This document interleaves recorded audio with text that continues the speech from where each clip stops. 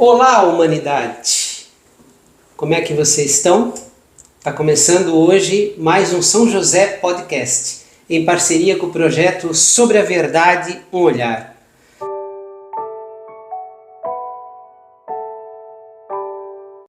Esse programa acontece para ajudar a humanidade. Precisamos de mais luz, precisamos de mais pontinhos de luz nesse nosso mundo, porque só o amor nos conecta, só o amor dá soluções. E a perguntinha de hoje: do que as pessoas estão atrás?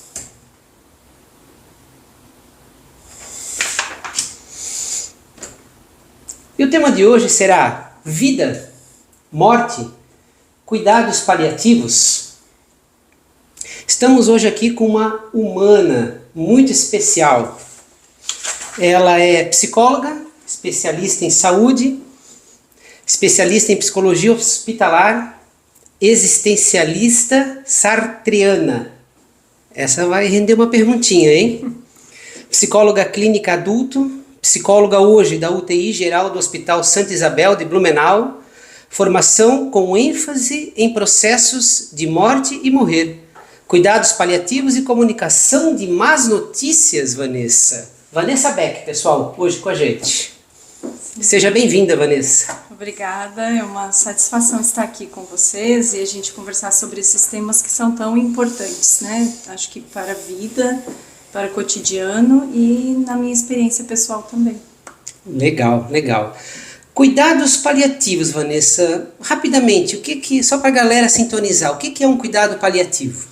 Então, o cuidado paliativo é uma abordagem que tem como finalidade melhorar a qualidade de vida de alguns pacientes e dos familiares diante de doenças que ameacem a continuidade da vida, como foco o alívio do sofrimento, o tratamento da dor e os sintomas de de várias naturezas ou de vários aspectos.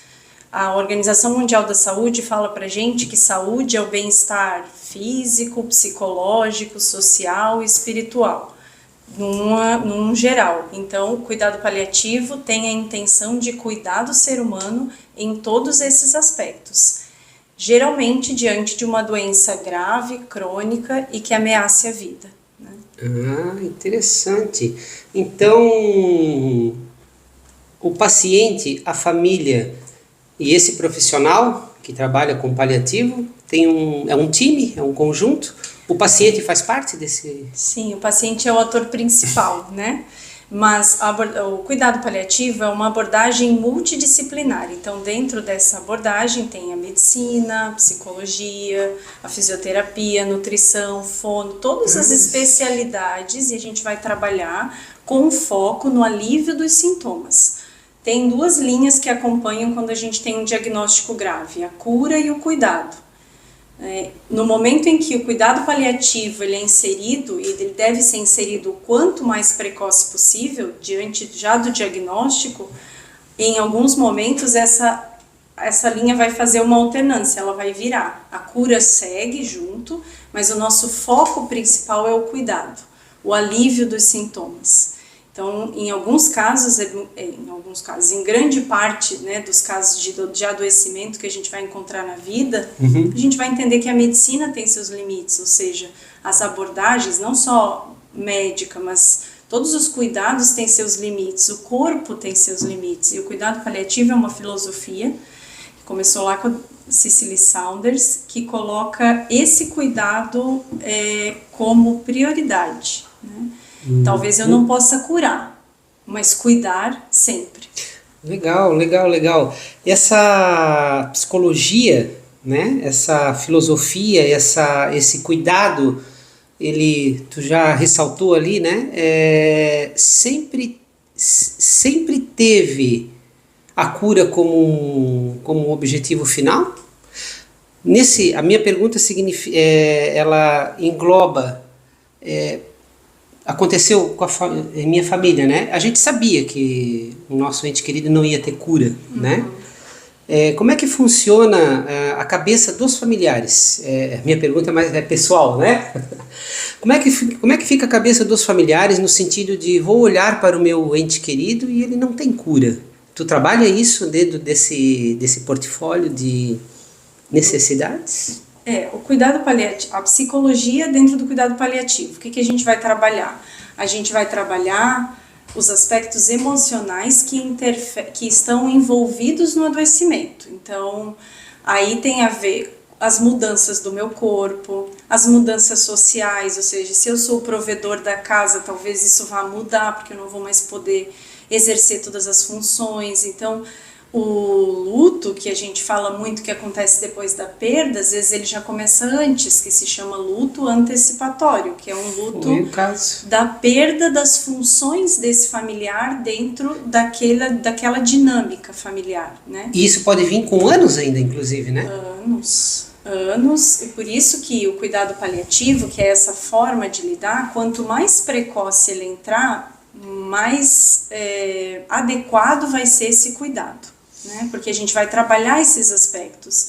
Quando a gente começa a considerar isso, a gente não está diminuindo a dificuldade que tem o sofrimento atribuído emocional por conta dessas mudanças intensas. Mas a gente está dizendo de elencar, de alavancar estratégias para lidar com isso. Então, quando há a tal da conspiração do silêncio, que muitas vezes acontece, ou seja, Hoje. A família não conversa com o paciente Hoje, não pode muito. conversar com a família porque um quer proteger o outro, não é porque querem fazer Não é por mal mal. para o outro, é porque a gente quer se proteger. Às vezes gera muita solidão nesse processo, tanto para a família quanto para o paciente. Então, nossa tarefa, talvez a gente possa dizer assim, nosso objetivo é a gente encontrar o que faz sentido ali. Então, não tem uma coisa certa e errada, a gente conversava disso um pouco antes, né? Mas tem o que vai fazer mais sentido para aquela família, talvez trabalhar crenças que são estabelecidas previamente, às vezes é uma coisa que a gente acha sempre, mas quando acontece, talvez pensar por uma outra possibilidade faça sentido. Essa é a intenção da psicologia dentro dos cuidados paliativos, de entender que os processos de morte, morrer, de adoecimento grave, eles vão acontecer conosco, só não vão acontecer se houver uma morte súbita. Mas se não, a gente vai em algum momento adoecer. Aí é só o pós, né? A morte súbita, a família que vai... A gente que vai lidar com isso. Mas se não, a nossa intenção é trabalhar estas perspectivas e tornar mais possível, fácil, não, mas possível de enfrentar, né? E de entender como a Cicely Saunders, que é a cabeça pensante dos cuidados paliativos, diz: o sofrimento só é intolerável quando ninguém cuida. Então, mesmo sofrendo, se eu sentir que estou sendo cuidado, mesmo que meu caminho esteja se apontando como finitude ou terminalidade, se eu sentir que eu estou sendo cuidado e visto nas minhas necessidades reais, talvez isso seja mais possível. Eu vejo, Vanessa, hoje, saindo um pouquinho do escopo só a morte, mas falando da vida, eu vejo que a morte ela foi retirada um pouco de dentro das casas, né? Foi retirada um pouquinho de dentro da família, ver a vozinha, né, e se despedindo dentro de casa, né? O sentido de perda foi retirado e foi colocado, né, dentro dos hospitais, né? Lá que é o lugar de morrer. Isso ajuda, isso tira um pouquinho o entendimento das pessoas no meu entender, né? Como é que a psicologia vê essa retirada? Inclusive, a gente não vê mais crianças nos hospitais, né? Não vê mais crianças nos cemitérios. Ajuda, atrapalha? Eu creio que atrapalha um pouco, né? Entendimento. Essa evolução que tu traz, ela é uma evolução desde a Idade Média até agora, né? A entrada do século XX, com o aumento das tecnologias no hospital, tudo isso trouxe e postergou muito mais, né? Processos que antes a gente não conseguia. E são positivos, né? Porque a gente consegue tratar doenças hoje que antes a gente não conseguia, né? Mas, por um outro lado, a gente higienizou os processos de morte, né? Ou seja, a gente levou eles lá para dentro do hospital e nas visitas, né? Eu trabalho em unidade de terapia intensiva, hoje aqui em Blumenau, já trabalhei em outras cidades. A gente, no horário das visitas, a gente vê o paciente todo cobertinho, todo prontinho, a gente não tá vendo aquele sofrimento o atrás, da né? carne, O procedimento, o processo. aquele machucado, aquela ferida, o que dava lá atrás, quando a gente tratava os pacientes em casa, uma noção muito maior desse sofrimento, muito mais ampla, né? Exato. Então, sim, a gente distanciou. Tem o Felipe Arias, né, que é um estudioso da morte, ele diz que a gente vive uma crise contemporânea da morte, ou seja, a gente não pode mais morrer. E quando morre, é rápido e limpo. Rápido. E aí também a gente falava disso dos processos de despedida, Exato, tudo muito rápido, exato. tudo muito... Os velórios, né, enfim, depois de houver o óbito, né, depois da morte, muito rápido. Muito rápido. Então, a psicologia, dentro dos cuidados paliativos, tem essa intenção e não trazer uma regra, ou seja, não é o certo morrer em casa e errado morrer no hospital, ou errado morrer no hospital, enfim, né? Sempre o que é o melhor, né? Mas sempre o que for mais adequado e tiver mais sentido para o paciente e para a sua família. Quem vai lidar com aquela casa depois são os familiares, então a gente tem que entender como é para esses familiares se o paciente falecer em casa e fizer esse período lá. O impacto que isso pode causar, também é avaliado isso nesse momento de estudo. Também, de acompanhamento, né? De acompanhamento. Então, o que o cuidado paliativo tem como principal alvo, objetivo, é o alívio dos sintomas e o cuidado integral. Esse cuidado vai ser feito ao paciente e aos familiares, entendendo o que é mais significativo e importante nesse processo. A gente não tem intenção de abreviar, de antecipar os processos de morte e morrer, mas também não de postergar. A gente tem a intenção de seguir os princípios da ortotanásia ou da calotanásia. Ortotanásia é seguir a natureza do corpo. Se a natureza do meu corpo disser que chegou ao fim, a gente vai dar qualidade para que esse momento seja vivenciado. A calotanásia é uma morte boa, uma morte bela, que também é um dos princípios. Existe isso, Vanessa? No qual os cuidados paliativos têm a intenção de conduzir esses que estão no caminho de finitude, né, de terminalidade. No sentido de morte boa, o que a gente pode pensar? Morte boa, para mim, pode ser algo sem dor, sofrimento, talvez, né? Sem dor, para o outro é sem falta de ar, para o outro é estando com a família, para o outro é não deixando dívidas, para outro... Enfim, é um sentido único que é atribuído por mim, que sou a dona dessa vida e, portanto, a dona dessa morte. Interessante tu falar isso. Eu observo, olhando as famílias próximas de amigos, né, que nós, quanto mais idade a gente atinge, dá a impressão, Vanessa, que o poder de decisão às vezes sai da nossa mão. E a doença ela não vem para ajudar, ela às vezes vem para tirar de vez o poder, né? Então esse trabalho paliativo, na verdade, é uma volta ou talvez uma revisão disso. Né? Colocar na mão minha, que estou doente, o que eu quero e de que forma eu quero. Né? O princípio da autonomia, é um dos princípios da bioética. Né? Legal. É o da autonomia, de devolver para mim. E aí, quando a gente fala em cuidado paliativo, às vezes a gente acha que está falando só de morte, mas bem na verdade nós estamos falando de vida e da qualidade de vida até a morte. Ô Vanessa, existe um time, um tempo, um período, quando que a família deve decidir de procurar ajuda? O quanto mais precoce a equipe de cuidado paliativo intervir ou começar o acompanhamento, melhor. Porque aí você vai ter mais material, mais acesso ao paciente, por exemplo, numa doença neurodegenerativa em que talvez ali na frente ele não vai mais conseguir conversar, expressar a sua vontade. Quanto mais precoce O psicólogo paliativista, o médico paliativista, toda a equipe, o capelão, todas as pessoas, né, que estão inseridas na equipe de cuidado paliativo entrarem, a gente vai ter mais acesso a esse paciente, às suas diretivas, né, aquilo que é importante. A gente já fala hoje muito sobre o testamento vital, que é as minhas diretivas antecipadas de vontade. Então a gente vai ter muito mais segurança e isso também será terapêutico para a família. Porque a família não vai ter que decidir entre isso ou aquilo, entre fazer ou não fazer. Porque o paciente mesmo deixou a sua diretiva, ele mesmo diz. Porque já tem o trabalho do psicólogo junto. Do psicólogo e de toda a equipe, ali de cuidado paliativo. Ah, entendi. O que é uma equipe de cuidado paliativo, Vanessa? Já que, né? Como eu falei ali no início, Humberto,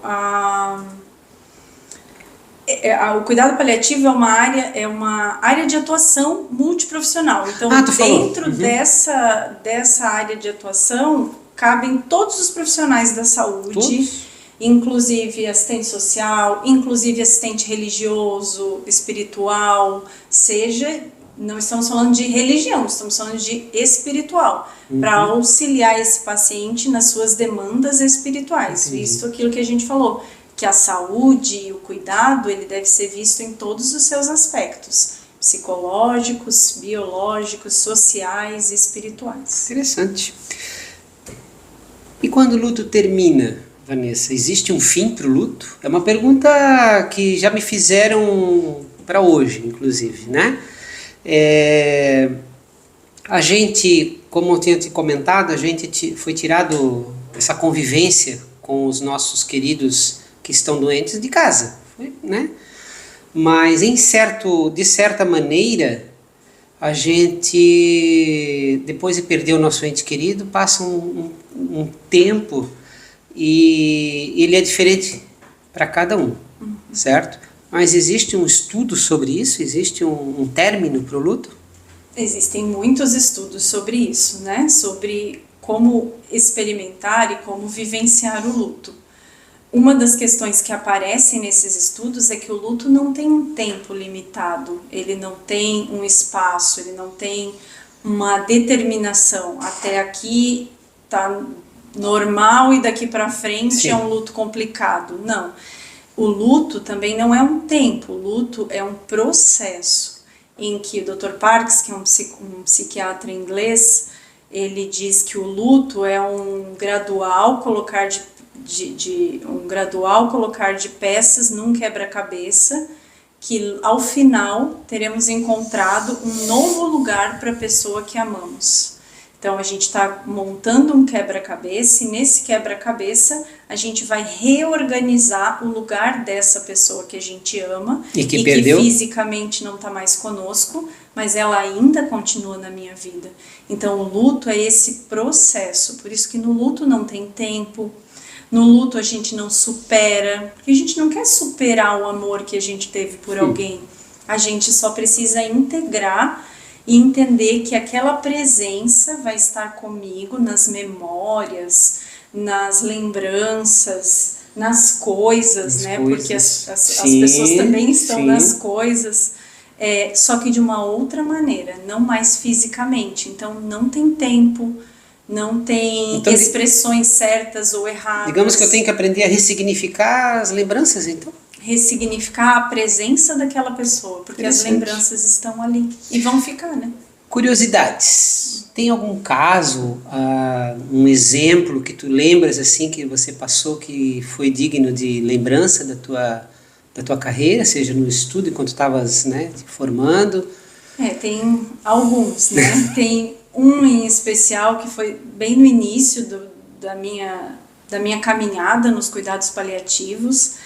Foi um paciente com oncológico, né? Tinha um tumor no cérebro e a gente começou a acompanhá-lo, eu e a equipe de cuidados paliativos, na primeira cirurgia. Então ele fez a primeira cirurgia, internou no hospital que eu trabalhava na cidade na época, e a partir dali eu como psicóloga, o médico e todos os demais da equipe começamos a acompanhá-lo.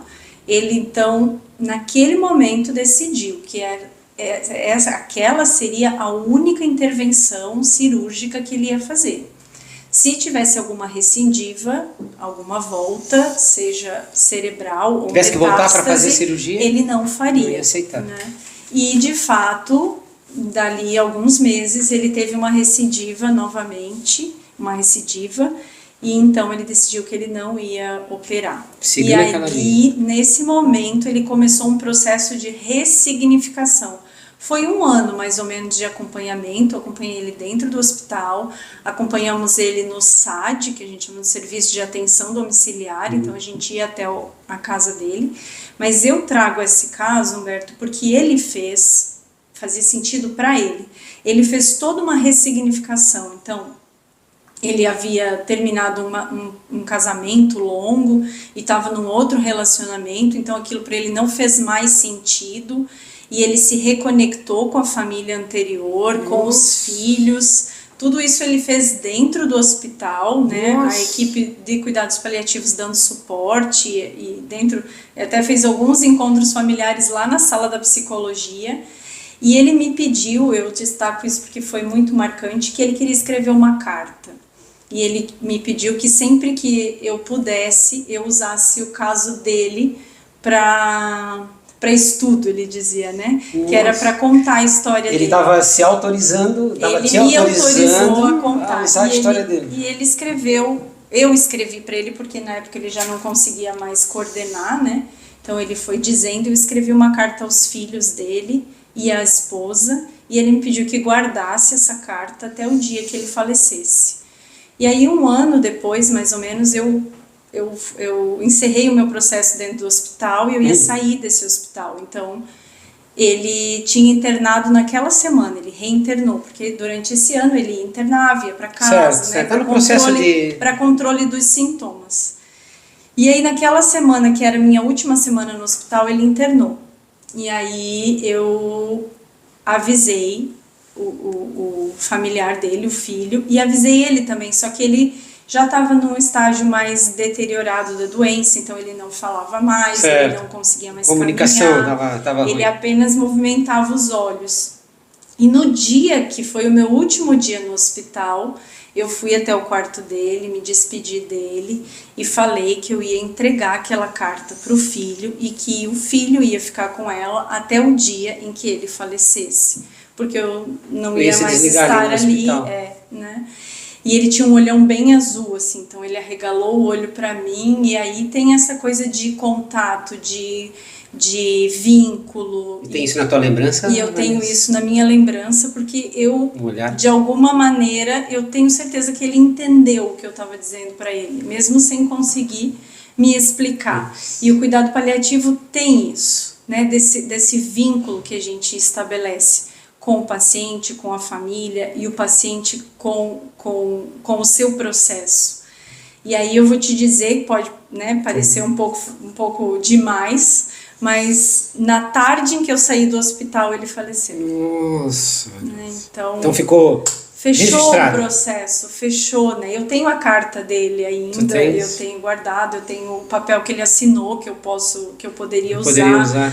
Por que eu conto essa história? Porque foi o processo dele. Não quer dizer que todo mundo tenha que fazer esse caminho, mas quer dizer que para ele fazia todo sentido costurar, retornar, falar com os filhos, distribuir as coisas, a herança, as questões que ele tinha, retomar aquele caminho com a esposa. Ele aceitou que ia. Ele entendeu aquilo. E o último ano dele foi com foco no cuidado, e nós cuidando dele e ele cuidando daquilo que ele entendia que era necessário.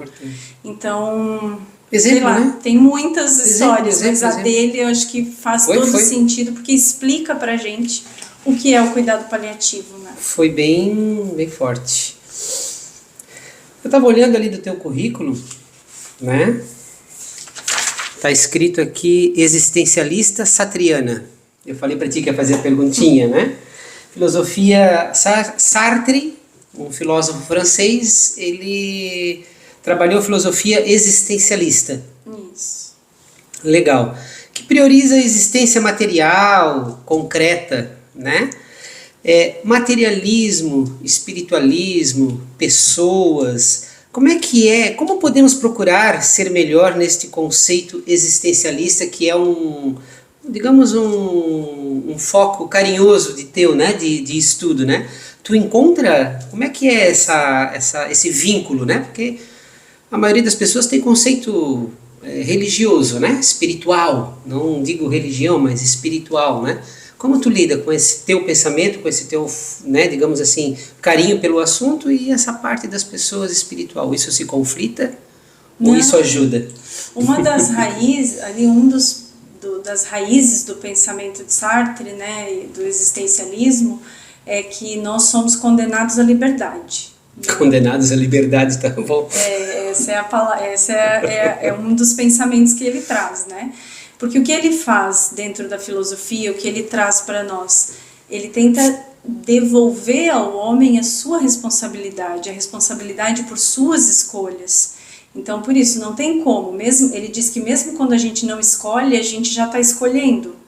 Então, essa volta à liberdade faz muito sentido para mim com o que eu trabalho dentro da psicologia e dos cuidados paliativos, que é esse retorno ao eu, aquilo que é importante para mim, as minhas escolhas e as consequências delas. Então, não vejo conflito, né? Por mais que Sartre era ateu, né? Hoje, quando a gente trabalha com o paciente, a gente não trabalha as minhas crenças, ou aquilo que é importante, ou que é certo ou que é errado. A gente vai trabalhar aquilo que é certo, aquilo que faz sentido para ele, aquilo que é certo e o que é errado para ele, aquilo que dentro da construção da sua dinâmica, da sua história de vida, do seu fio condutor, vai fazer sentido. Então, de modo algum, essa teoria ela se conflita com isso, porque ela é completamente direcionada à autonomia, né? Por isso que a gente é condenado à liberdade, ou seja, não tem jeito. Por mais que eu tente amarras, por mais que eu tente dar para o outro o controle remoto da minha vida, Perfeito. Digamos assim, mas ele é sempre E às vezes a gente não quer dar o controle remoto, né? A gente quer controlar, né? Que é o que eu falei antes na outra pergunta, que às vezes parece que a gente tem a impressão que é tirado o controle da gente. Sim. E agora, né? Então, não conflita então, né? Elas se conversam muito, né? E aí a espiritualidade tem muito a ver com as minhas escolhas e aquilo que vai fazendo sentido. Faz parte dentro da experiência humana. Dentro da experiência humana, de quem eu sou, né? De quem ela não comanda, ela está dentro. Ela é uma parte importante. Legal, Vanessa. Legal. Então, Vanessa, o convite já fica para vir um outro momento, de repente a gente discutir um pouquinho mais sobre o existencialismo. Mas o convite fica feito e eu queria perguntar, tens algo para dizer para a galera aí, para o pessoal? Tu atendes aqui na cidade, fora do hospital? Como é que é a Vanessa psicóloga? Sim, eu acho que duas coisas, né? A primeira é, às vezes as pessoas ficam pensando, como que eu chego até o cuidado paliativo, né? Que eu tenho lá o meu familiar que está dentro do hospital, eu tenho a minha avó de 90 anos e eu não consigo saber se a gente deveria fazer aquela cirurgia ou não. A gente às vezes entra num conflito muito importante, pessoal e familiar. Então, o psicólogo paliativista pode orientar em relação a isso. Às vezes existem pessoas que me procuram para fazer uma orientação acerca do que existe, do que é. Eu estou tirando isso da minha cabeça, eu não quero abandonar o meu paciente, o meu familiar, mas eu quero cuidar de modo adequado, eu quero respeitar a natureza. Então, esse trabalho também a gente realiza. Realizo também atendimento online, né? Atendimento... Hoje está bem forte. Depois da pandemia acabou ficando mais forte, né? Mas atendimento presencial também a pacientes enlutados e a pacientes em fase final de vida também, né? Atendimento domiciliar, nós temos uma equipe, a gente trabalha, tem médico. Então a gente vai até a casa do paciente, faz essa conversa, seja com ele, seja com a família. Mas eu acho importantíssimo. E dentro dos hospitais também é possível acessar esse modo de cuidar. Então, se você tem um familiar que está internado, se tem em qualquer hospital, geralmente vai ter uma equipe ou um profissional que vai poder te orientar nisso. Então, cuidados paliativos hoje é política nacional de saúde. Todos temos direitos do cuidado paliativo, então eu posso pedir, né? Falar da morte hoje dentro dos hospitais e na nossa sociedade é um desafio gigantesco. Tabu. Porque ela se apresenta muito como fracasso do profissional de saúde e muitos profissionais não querem falar sobre isso. Então, é importante dizer que a gente tem esse direito de pedir um profissional e um profissional que trabalhe alinhado com as diretrizes dos cuidados paliativos. Nós temos a Academia Nacional de Cuidado Paliativo, tem material na internet. Tem toda uma organização já tudo isso montada. Vocês podem procurar lá cuidados paliativos, a NCP, né? Então tem essa possibilidade de acesso. E aí temos nós também, que como eu trabalho dentro do hospital, trabalho fora também, tem médicos, colegas que trabalham dentro do hospital e fora também. Se tu quiser, a gente deixa teu telefone aqui na nossa bio para poder a galera para poder acessar. A gente nunca sabe, né? É digamos assim, um livro da vida e da morte, não tem data, não tem momento, né? A gente diz na UTI, né? A gente está numa grande curva. O que a gente vai encontrar ali na Depois frente da a curva. gente não sabe. Então, Perfeito. estamos à disposição, sim. Posso deixar o telefone Perfeito. e os contatos, e-mail, enfim, né? Legal. E estamos à disposição. Vanessa, foi um prazer ter você aqui. Já o convite para vir um outro dia. E, galera, lembrando da morte e da nossa finitude, vamos dar cada vez mais valor à vida. E lembra que eu falei no começo? O amor conecta a gente. E o cuidado paliativo, pelo que eu observo, está intrinsecamente ligado com o valor à vida. Valeu, obrigado. Vanessa, um abraço. Obrigada.